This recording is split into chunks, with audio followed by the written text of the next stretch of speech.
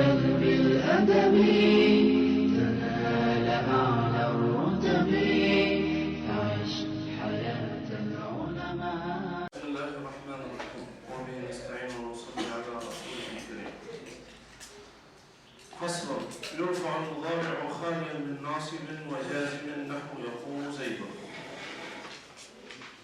أجمع النحويون على أن الفعل المضارع إذا تجرد من الناصب والجازم كان مرفوعا، كقولك يقوم زيد ويقعد عمرو، وإنما اختلفوا في تحقيق الرافع له ما هو. إذا الأصل في رفع الفعل المضارع هو أنه يرفع لتجرده من الناصب والجازم، يعني يسمى عامل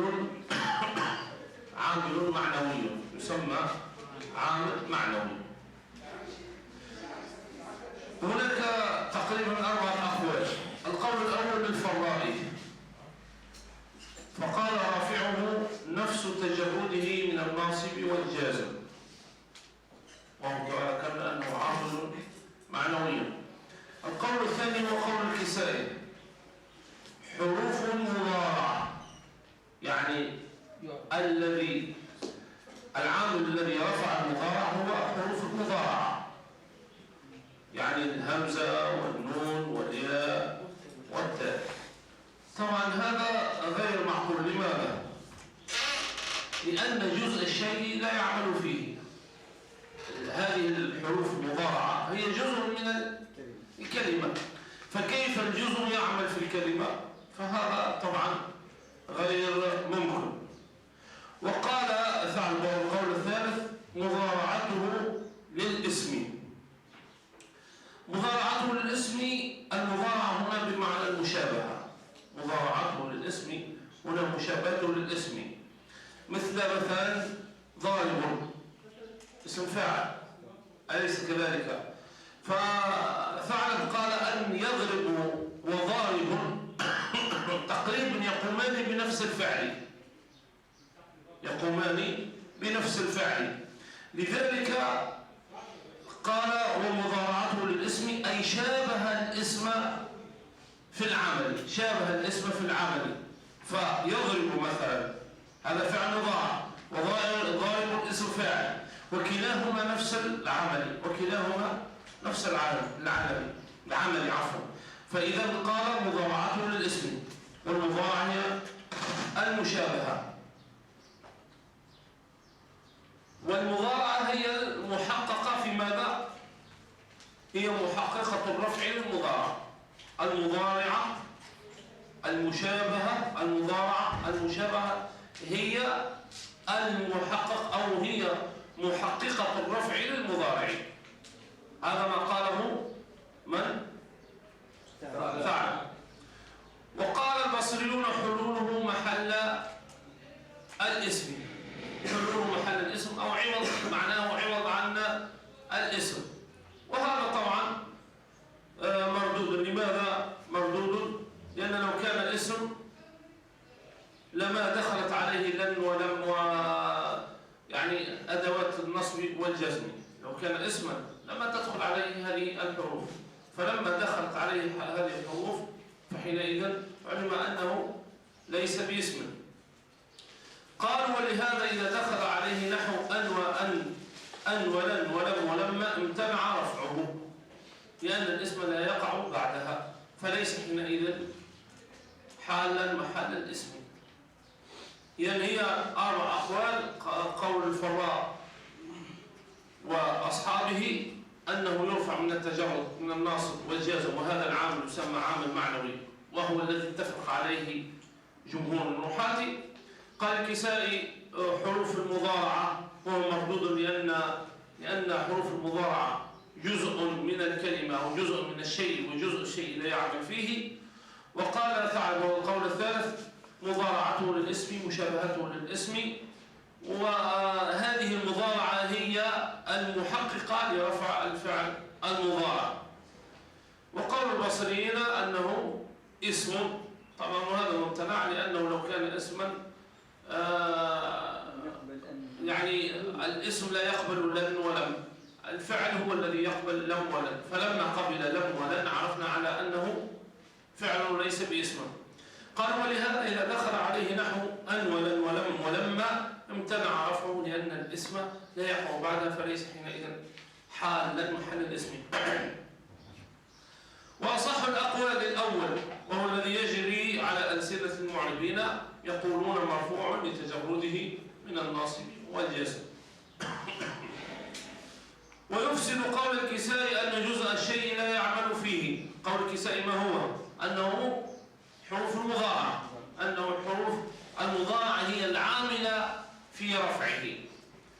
وقول ثعلب أن المضارعة إنما اقتضت إعرابه من حيث الجملة، ثم يحتاج كل من حيث الجملة، طبعا فضلا على أن قلنا المضارعة هي المشابهة وهي محققة الرفع في فعل المضارع عنده، أن الكلمة لا تعرب بنفسها وإنما تعرب لما تكون في جملة.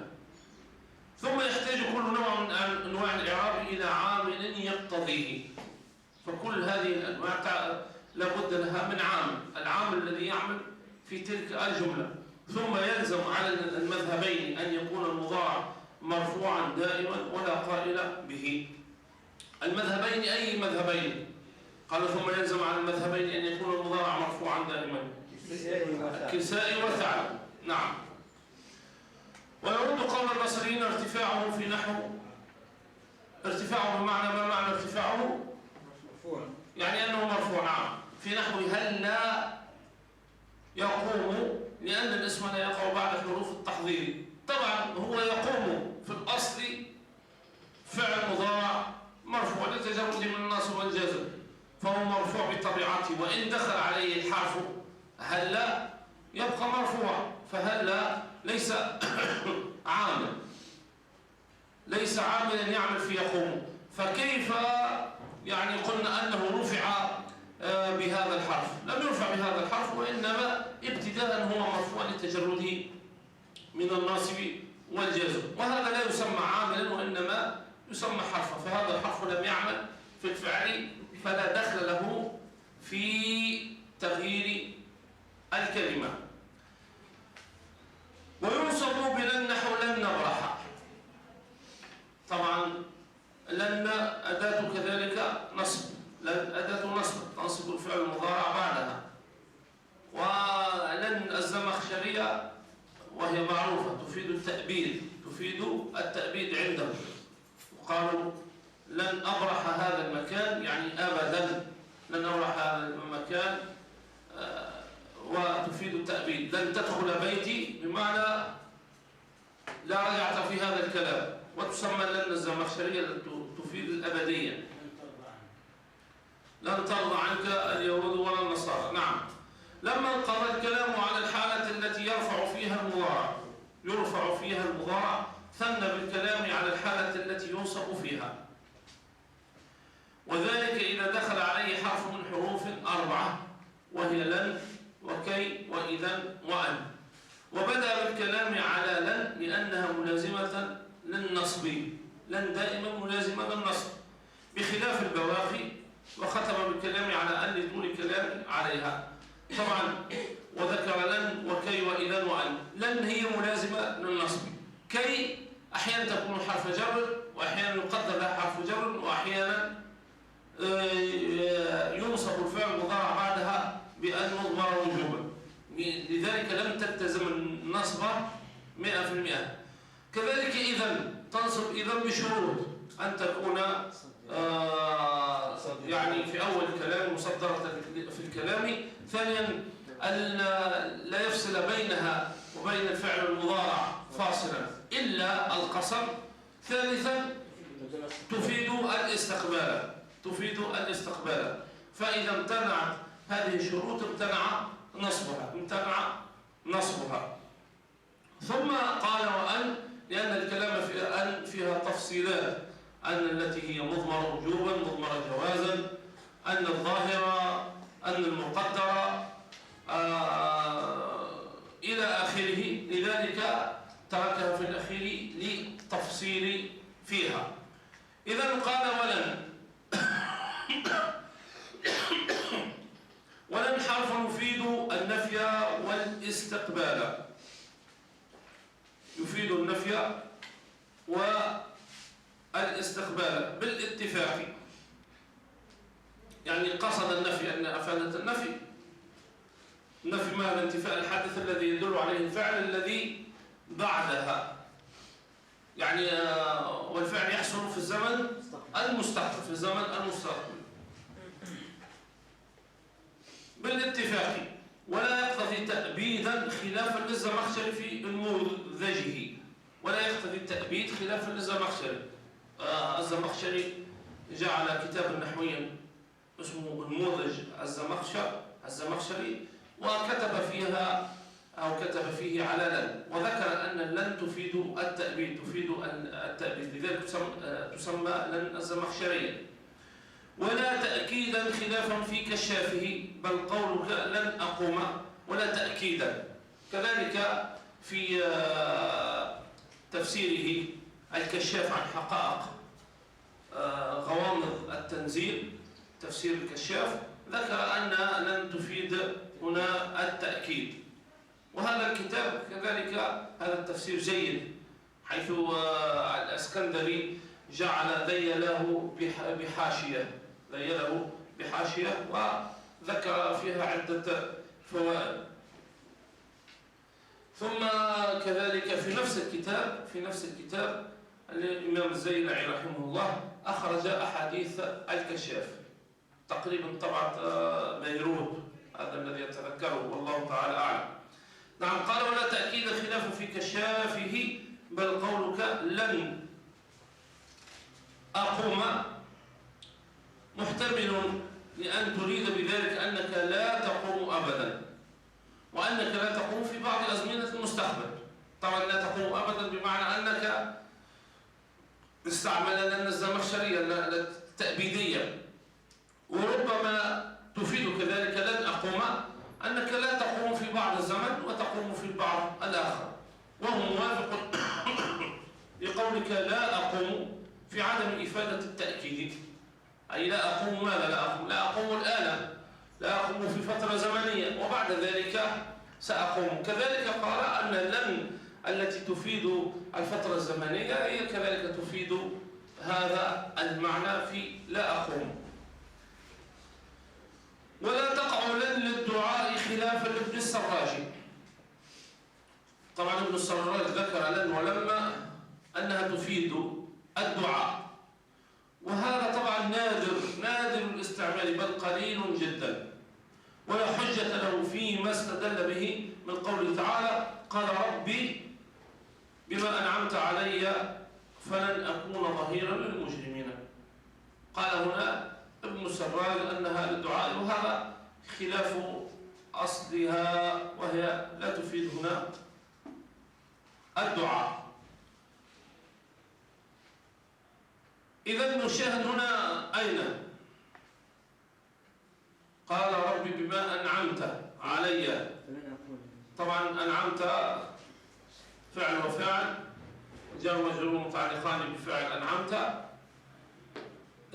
فلن قال ربي فما بما أنعمت علي فلن أكون ظهيرا. الفاء هنا ماذا؟ الفاء قد جئت في محل دعاء هذا فاء سببية، هي تفيد السبب، أما هنا وقع في جواب شرط، هنا وقع في جواب شرط مقدر. سببية الشرط. نعم.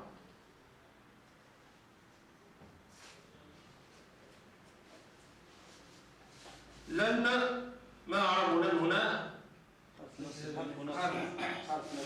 حرف نصب ونفي مستقبل. أكون فعل مضارع منصوب بلن، فعل مضارع منصوب بلن وعلامة نصبه فتحة ظاهرة على آخره. نعم. وفاعله مستتر تقديره أنا. هنا فعل مضارع ناقص أو تام؟ ناقص. نعم، هنا ناقص، فاسمها مستتر.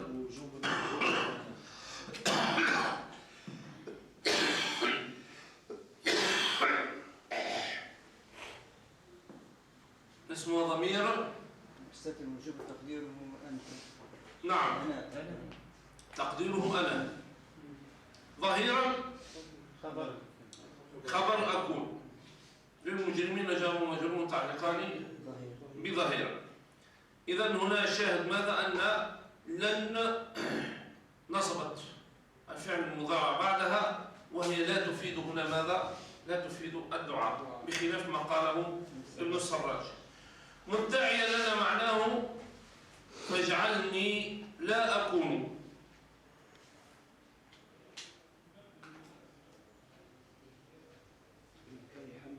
فاجعلني لا أكون لإمكان حملها على النفي المحض، ويكون ذلك معاهدة منه لله سبحانه وتعالى أن لا يظاهر مجرما جزاء لتلك النعمة التي أنعم بها عليه. طبعا وهذا خلاف الأصل. ولا هي مركبة من لا أن، فحذفت الهمزة تخفيفا والألف لالتقاء الساكنين خلافا للخليل، ولا أصلها لا فأبدلت الألف نونا خلافا للفراء. قال لا هي مركبة من لا أن لن هي الأصل مركبة من لا وأن، فحذفت الهمزة تخفيفا. لا أن ولا لا أن؟ لا أن، ثم أصبحت حذفت الهمزة تخفيفا فأصبحت لان، ثم لان لالتقاء الساكنين حذفت يعني السكون التي قبلها فأصبحت لن، ولا أصلها لا فأبدلت الألف نونا، يعني لا أصلها قالوا لا وأبدلت الألف نون فأصبحت لن.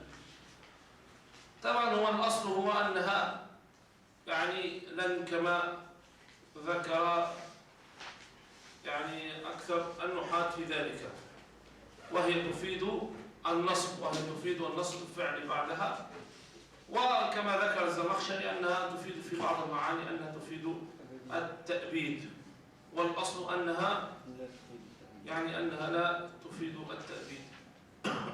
نعم. وبكي المصدرية،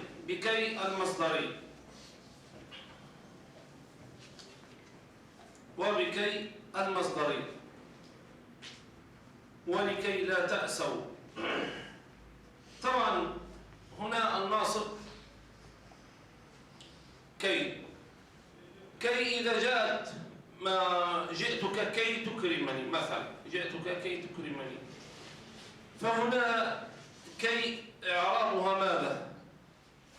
إما أن يقدم لها حرف جر، جئتك لكي تكرمني، وإذا لم نقدر حرف جر في كي تصبح المضمر وجوبا بعد كي.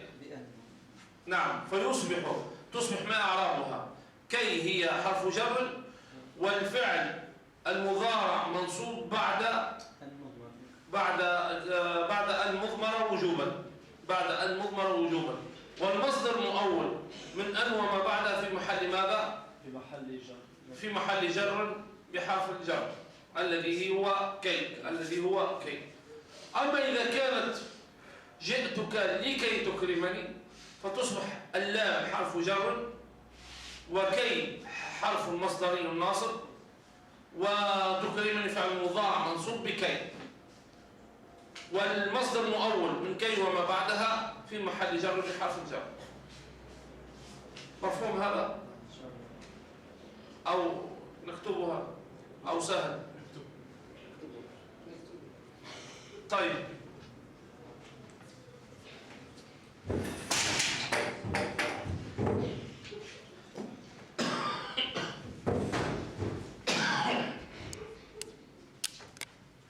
مثلا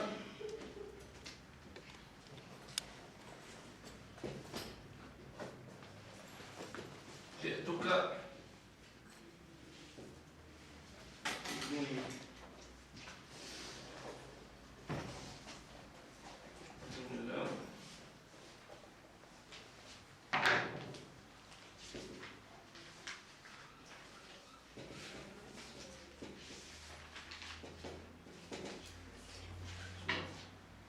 في واحد آخر. طبعا جئتك فعل فعل مار مبني على السكون الاتصالي تاء الفعل. نعم. إذا جئتك فعل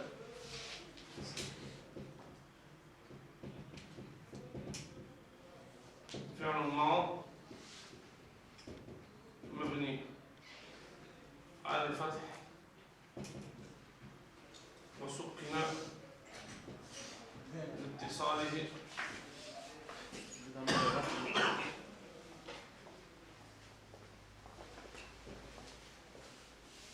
بتاء الضمير المتحرك.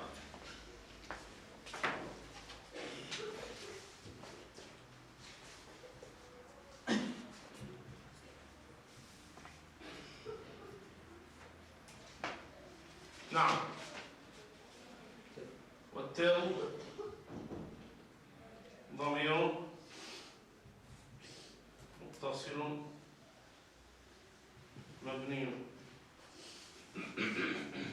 على الضم في محل رفع رفع فاعل. والكاف ضمير متصل ضمير متصل مبني على الفتح في محل نصب مبني على الفتح في محل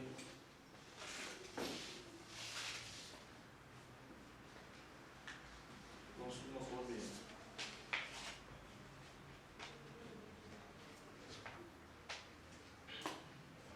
كي هنا إذا جاءت كي فقط نعربها ماذا؟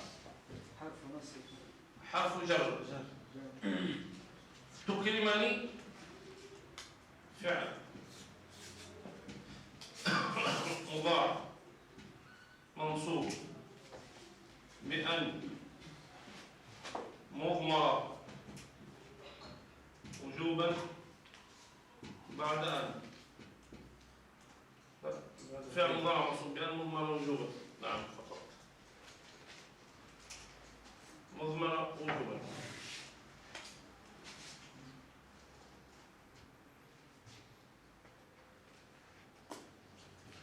وأين الفاعل؟ تكرمني مستتر تقديره أنت تقديره أنت وجوبا وجوازا. والفاعل ضمير مستتر وجوبا تقديره أنت. والنون للوقاية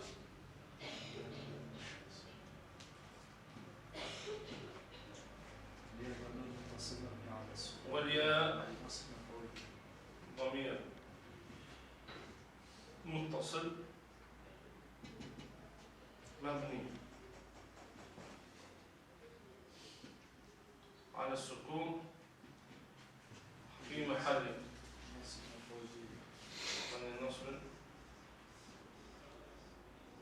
مفعول به. طيب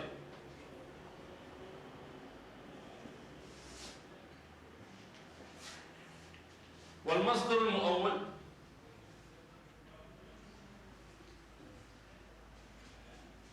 من أن وما بعدها في محل جر. في محل جر ماذا؟ في محل جر. والتقدير ماذا هنا؟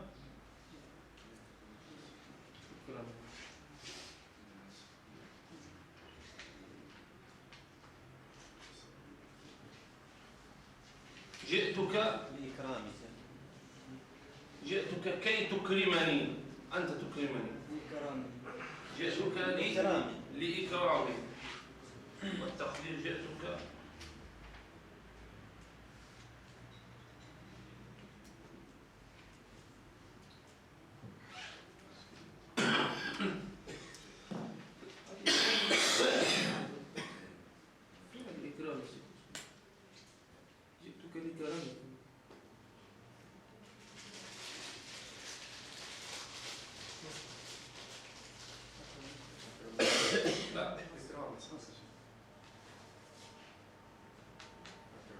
ليس لكرمك جئتك لكرمك، جئتك الإكرام. لأن تكرمني.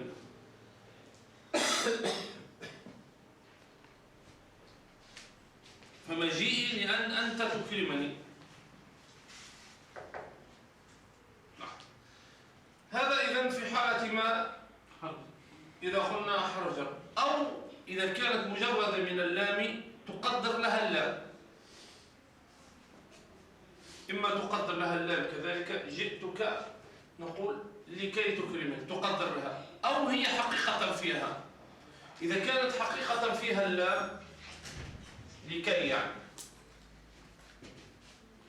فيصبح الإعراب كالتالي: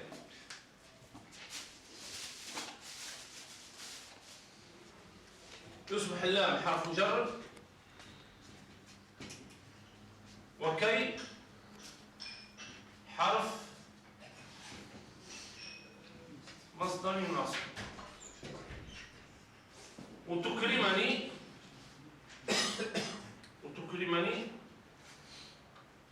ما أعرف تكرمني تصبح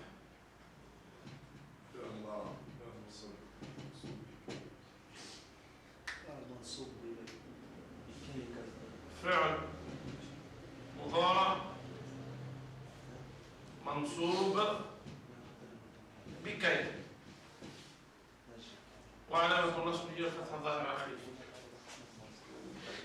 والمصدر المؤول في التأويل نقول والمصدر المؤول من كي وما بعدها في محل جر بحرف الجر، والتقدير جئتك إكرامي لإكرامي. هنا لإكرامي أو لإكرامك؟ إكرام.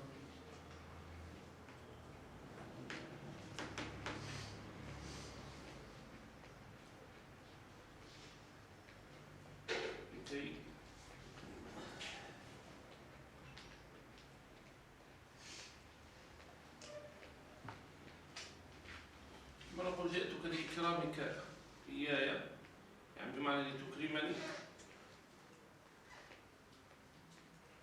إكرامي نفسه. أو جئتك لإكرامي، نعم. فنفس التقدير يبقى نفس التقدير. شيخ قراءة حرف الجر والمشبع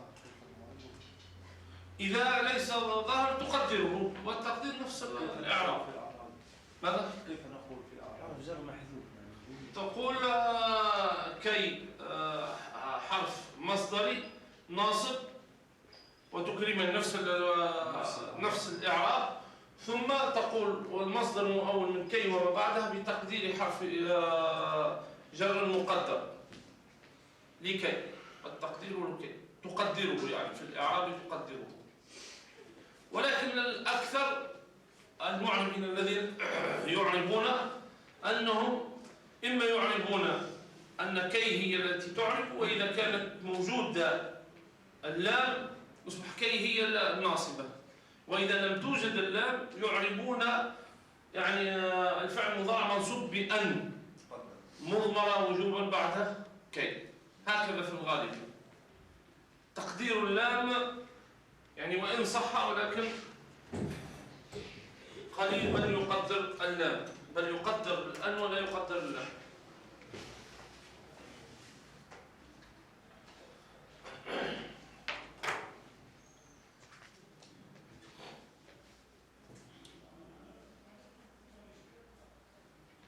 هذه أخذتموها أنتم في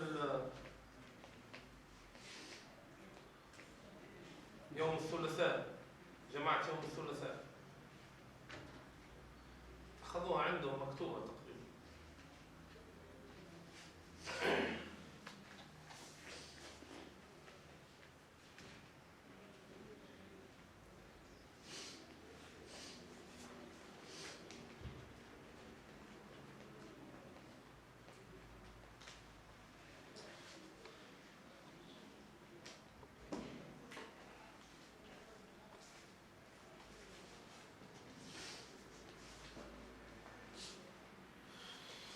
نعم.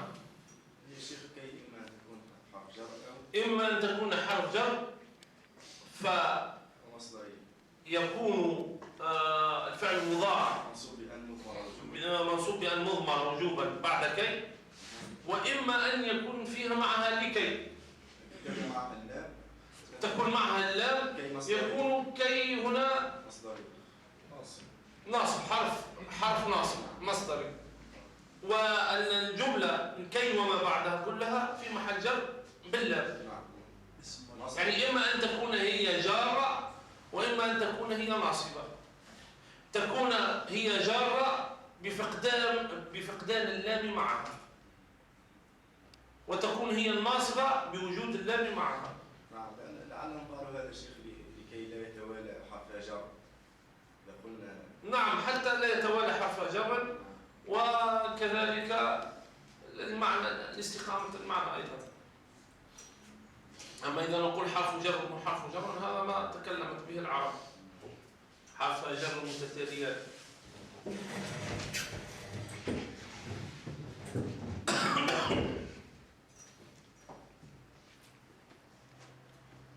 نعم.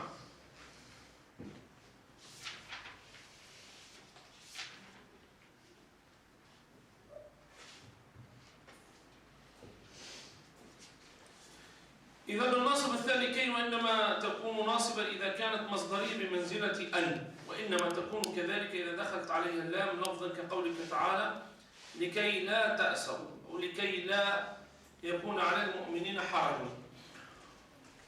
هنا اللام لكي لا، اللام ماذا هنا؟ لكي لا يكون على المؤمنين حرج. اللام أيهما شيء هذا لكي لا يكون على المؤمنين حرج. اللام الأولى ولا اللام الثانية؟ هنا كلام واحد هي. كلام لا هذه لا. لام جر ليش؟ نعم. لي الأولى لم حرف جر، هنا حرف جر. كي حرف مصدري ناصب مصدري حرف مصدر ناصب، ولا النافية هنا لا النافي. يكون فعل مضارع منصوب بكي، فعل مضارع ناقص منصوب بكي، فعل مضارع ناقص منصوب بكي، وعلامة النصب الفتحة الظاهرة على آخره، على حرف جر مبني على السكون لا محل له من الإعراب.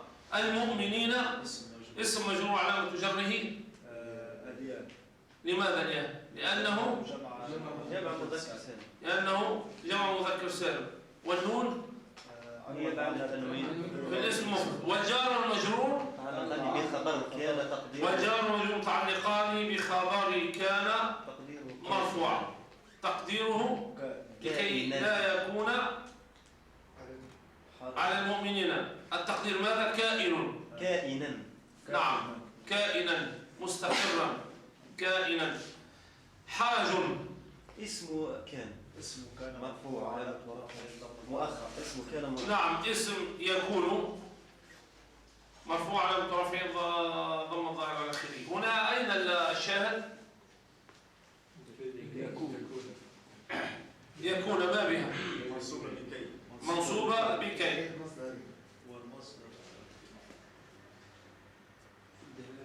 نعم، والمصدر المؤول من كي ما بعد في محل جر بحرف الجر.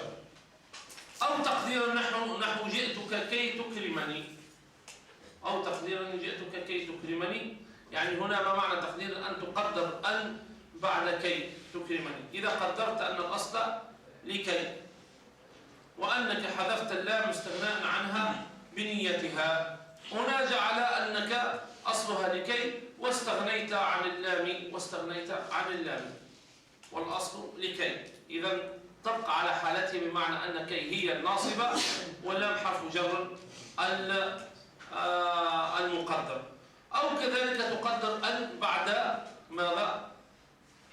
بعد كي تقدر مضمر وجوبا. فإن لم تقدر اللام كانت كي حرف جر بمنزلة اللام في الدلالة على التعليل، فكأن كي هي حرف جر، وكانت أن مضمرة بعدها إضمارا لازما. يعني مضمرة وجوبا بعد كي. وبإذا مصدرة وهو المستقبل، وبإذا مصدرة وهو المستقبل متصل أو منفصل بقسم النحو إذا أكرمك وإذا والله نرميهم بحرب. إذا قلنا إذا تنصب الفعل المضارع بعدها إذا كانت مصدرة في الكلام، إذا كانت مستقبلة، وإذا كانت بينها وبين الفعل المضارع لا يوجد فاصل، فإن وجد فاصل فلا تعمل إلا القصر فلا بأس بذلك، كقولك إذا والله نرميهم، فهذا قسم ولكن بقي الفعل ماذا؟ منصوبا، وبقيت إذا عاملة في الفعل. الناصب الثالث إذا وهي حرف جواب وجزاء عند سيبويه. طبعا ليس دائما جواب وجزاء، أحيانا تكون جواب فقط، أحيانا تكون جواب وجزاء. مثلا إني أحبك، تقول إذن أصدقك، فهل هنا فيها جزاء؟ لا، جواب فقط. هنا فيها جواب، يعني أحيانا تأتي الجواب والجزاء، أحيانا تأتي الجواب فقط. يعني ذهب شنبين أنها دائما تأتي جواب وجزاء، والجزاء نقدره، إذا لا يوجد جزاء نقدره.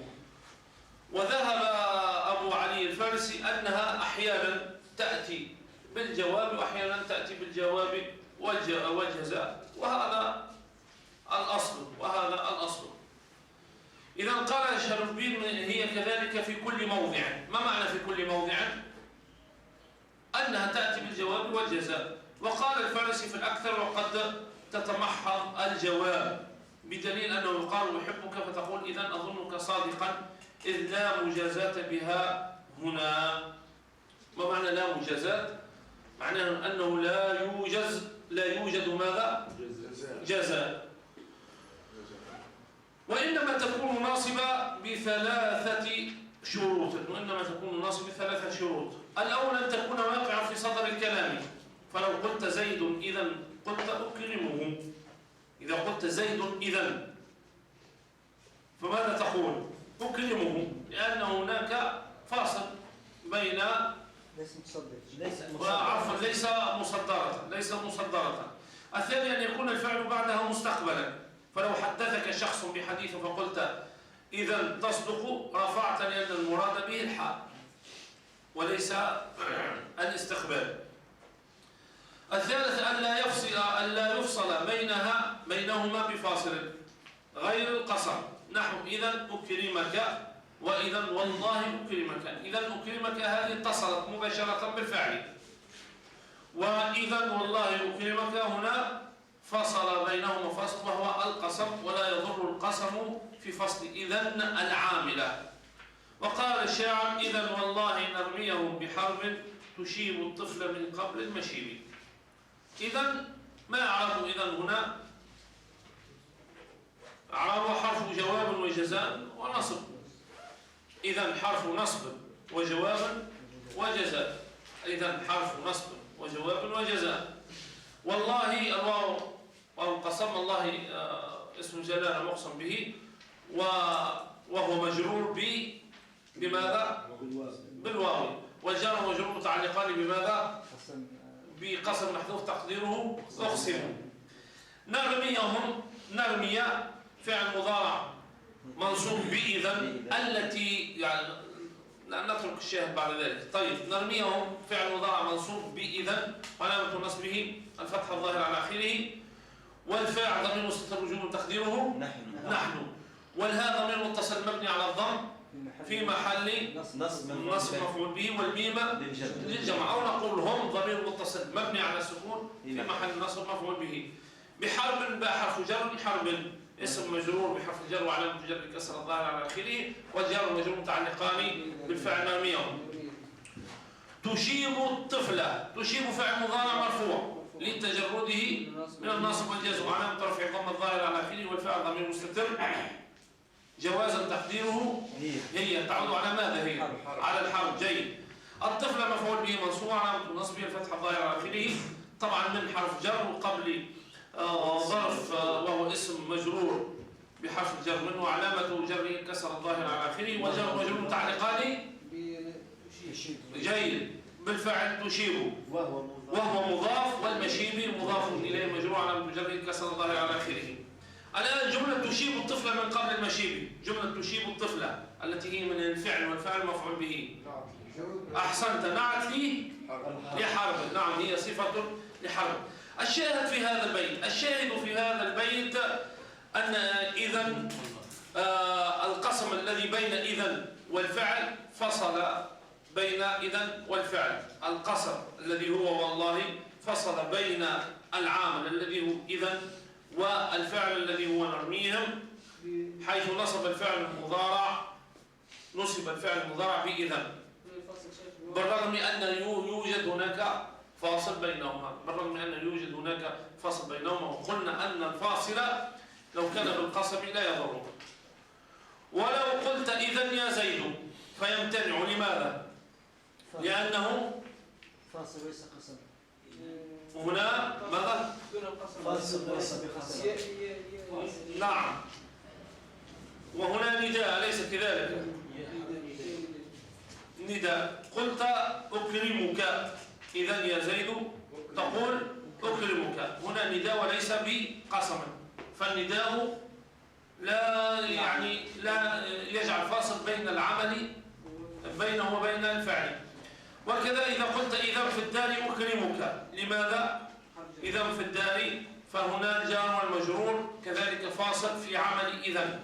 إذن يوم الجمعة، يوم الجمعة ظرف فهو فاصل بين عمل إذن والفعل، فكلها تكون مرفوعة. أكرمك إذن يا زيد أكرمك، إذن في الدار أكرمك، إذن يوم الجمعة أكرمك. فلا تعمل إذن هنا لأجل فاصل النداء والجار والمجرور والظرف. بالله التوفيق. بارك الله فيكم.